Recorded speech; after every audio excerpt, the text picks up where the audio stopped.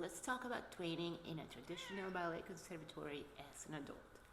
It's quite an adventure, so come along.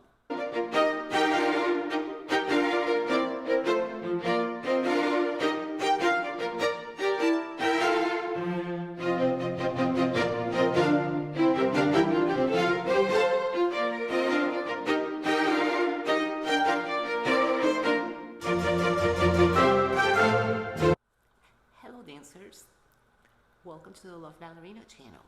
I create content for adult ballet dancers to help you with your journey and to share my own. If you're new here and you like it, hit subscribe and make sure to check out my other videos, please. So starting in November 2020, after I auditioned for a role in Nutcracker with the Columbus Ballet as a party mom, I eventually became a full-time dance student as well. When I first moved to Columbus, Georgia 4 years ago, the Columbus Ballet Conservatory was being overseen by a different team, and when I inquired about taking class, they told me adults were not allowed. But hey, things have changed. During the 2020 Nutcracker season, I responded to a call for auditions open to the community. It was a video production that year because of the COVID situation, and the Columbus Ballet decided to still do the Nutcracker even if it was not going to be in the theater as usual. I also did a video where I shared how I submitted my virtual auditions, so do watch that if it's something you want to know more about. I will put a link to it in the show notes. I got cats. So I got the chance to participate in the party scene in the role of mother of Clara's best friend. And rehearsals were conducted as usual, but instead of having the show, we filmed for a week in different locations around town. It was interesting and different to do it this way, not quite the same as an in-person experience, but the show went on, right? Once edited, it was broadcast live on Facebook, so everybody's family could see it. During the editing, some of the best parts of the party scene got cut, unfortunately, but hey, that's show business, right? During rehearsals, I asked the artistic director if I could take class at the conservatory. She said I had to take an audition class, and after I did, I was placed in level 5, which is an intermediate advanced level. She said that adults that had some previous experience were now welcome to take class. I'll be staying in this level for the coming school year as well, since I started midway through the year and I do have a lot of work to do to catch up. So going from just teaching adults and taking adult classes or doing class at home on my own to taking 4 or 5 classes a week that are 2 hours long has been quite challenging. At the beginning, I felt like everything hurt and I was dying all the time. But my body has adjusted, and now if I don't do at least 3 classes a week, I feel kind of strange. The reason I decided to go for this amount of classes is because I know that progress comes with repetition, and I just want to see how far I can push myself. It's sort of an experiment in adult ballet. I have definitely seen my technique improve immensely since last November, especially on point, since we do most of the classes on point. Now, I am sure some of you are thinking, is it not scary to take class with teens and preteens, a lot of whom can probably dance better than you?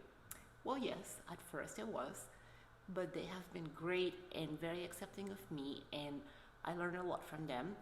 Also, I have always been the kind of person that is not easily discouraged by other people's opinion of me. I am there to dance, and that's what I do. Lucky for me, everyone accepts me as a serious student and treats me quite well. I have heard of some people in adult ballet groups saying that they get treated poorly, and to them I advise to find a different school. Not all dance schools are the same, and you definitely do not want to be in a toxic environment. So at the end of the school year, we had a small recital for the spring, and I got to participate. I posted the videos of both dances a couple of weeks ago if you want to check them out. We did a dance on point and another one in flats that was more of a contemporary ballet but still showing classical technique we learned through the year.